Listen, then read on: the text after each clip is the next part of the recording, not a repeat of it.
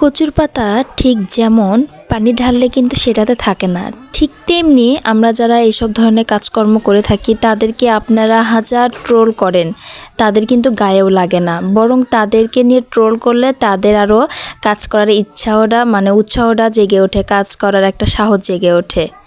তো hi everyone, আসসালামু আলাইকুম। কী অবস্থা সবার, কেমন আছেন? আশা করছি অনেক ভালো আছেন, আর আল্লাহর অশেষ রহমতে আমরা তো অনেক ভালো আছি আলহামদুলিল্লাহ। তাই তো আমি আবার চলে আসলাম আপনাদের মাঝে আমার নতুন কিছু ভিডিও নিয়ে। থাকছে পাঞ্জাবিতে ডয়রিং আর একদম সেলাই সহ আপনাদেরকে আজকে দেখিয়ে দিব। তো দেখতে হলে অবশ্যই আমার ভিডিওটা ফুল দেখতে হবে। তো এখনও যারা আমার চ্যানেলটা সাবস্ক্রাইব করেননি তারা প্লিজ দ্রুত সাবস্ক্রাইব করে দিবেন, আর প্লিজ স্কিপ না করে পুরো ভিডিওটা দেখার অনুরোধ রইল।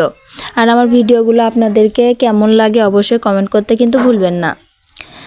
তো এই তো শুরুতেই বললাম যে কচু পাতাতে পানি ঢাললে কিন্তু কচুর পাতা গায়ে কিন্তু লেগে থাকে না, ঠিক তেমনি আমরা যারা এইসব কাজকর্ম করে থাকি তাদেরকে আপনারা অনেক কথা বলে থাকেন, এসব কথা কিন্তু আমাদের গায়েও লাগে না বা আমরা তেমন কিছু মনেও করি না, শুধু আপনাদের কথাতে আমাদের জেদটা আরও বেড়ে যায়, কাজ করার অনেক ইচ্ছা জাগে। তো আপনারা যারা এসব কথা বলেন আমাদেরকে নিয়ে তারা বেশি আরও বলবেন, ইনশাল্লাহ আশা করি আপনাদেরকেও ভালো লাগবে, আমাদেরকেও ভালো লাগবে। তো দেখেন কাজ করতে করতে যে একদম ভুল হয়ে গিয়েছিল, আসলে ডান পাশ আর বাঁ পাশ আমার এই জিনিসটা অনেক ভুল হয় ড্রয়িং করার সময়। আর আমি তো বেশি বরাবরের মতো হাতেই ড্রয়িং করি, আমি তো ট্রেসিংয়ে খুব কম ড্রয়িং করে থাকি। আপনারা যারা আমার ভিডিও কন্টিনিউ দেখেন তারা অবশ্যই দেখে থাকেন যে আমি তো ট্রেসিংয়ে খুব ড্রয়িং কম করি, আমি হাতে আঁকাতে কমফোর্ট ফিল করি। তো দেখেন পাঞ্জাবিটা ছিল একদম লাইট আকাশি কালার, এত সুন্দর কালার ছিল কি বলবো ক্যামেরাতে, একদম কালারটা অরিজিনাল কালার যেটা সেটা কিন্তু আসতেছে না। তো মাঝে মধ্যে আসতেছে, আপনারা যারা দেখবেন তারা একটু খেয়াল করবেন, তাহলে অবশ্যই আপনাদেরকেও চোখে পড়ে যাবে। তো দেখেন কত সুন্দর ড্রয়িং আসলে আঁকানোর পরে পাঞ্জাবিটা যখন বানানো হয়েছে তারপর একটা সুন্দর, যখন আমি সেটাতে ড্রয়িং করেছি তখন কিন্তু আরেকটা সৌন্দর্য ফুটে উঠেছে, তারপরে যখন আমি সেলাইটা করেছি তারপরেও কিন্তু আরেকটা সৌন্দর্য ফুটে উঠেছে। তো যে কে কোথা থেকে আমার ভিডিওটা দেখছেন অবশ্যই কিন্তু জানাতে ভুলবেন না। তো আপনারা যদি কেউ নিতে চান হাতের কাজের পাঞ্জাবি, আপনারা অবশ্যই আমাকে কমেন্টে জানাতে পারেন। তো এই পাঞ্জাবিটা ছিল বাবা আর ছেলের, একটা ছোট একটা বড়। তো আমি ছোটটাই ফার্স্টে আঁকায় নিয়েছি, তারপরে সুতা ছিল না, সুতা ছিল কিন্তু সেগুলো দিলে আর কি ফুটে উঠতেছে না, ভালো লাগতেছে না, বেশি কালারফুল ছিল।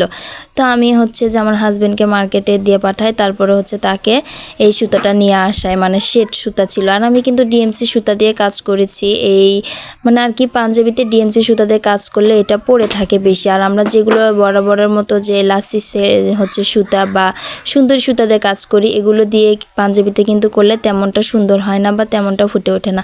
আর দেখেন এত চাপ, তারপরে আমি দেখেন শেষ রাতে খাওয়ার পরে আর ঘুমাইনি। তো খুব ইমার্জেন্সি ছিল, এই কারণে খুব তড়িঘড়ি করে কাজটা করতে হচ্ছিল, এই জন্য আর কি করা, শেষ রাতে খাওয়ার পরে কাজ করতে হচ্ছে।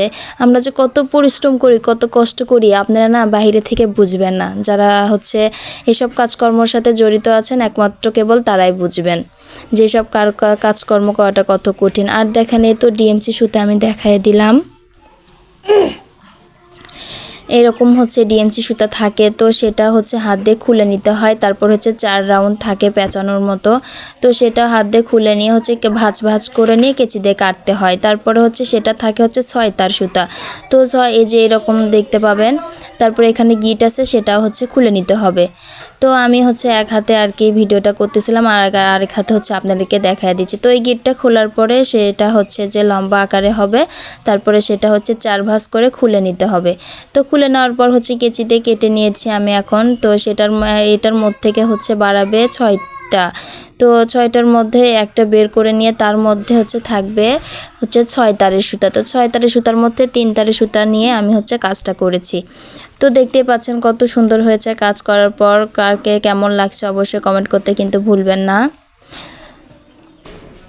দেখেন এটা আমার ওয়াশেবল হয়ে গেছে। তো আজকের ভিডিওটা এই পর্যন্ত, সবাই ভালো থাকবেন, সুস্থ থাকবেন, আল্লাহ হাফেজ।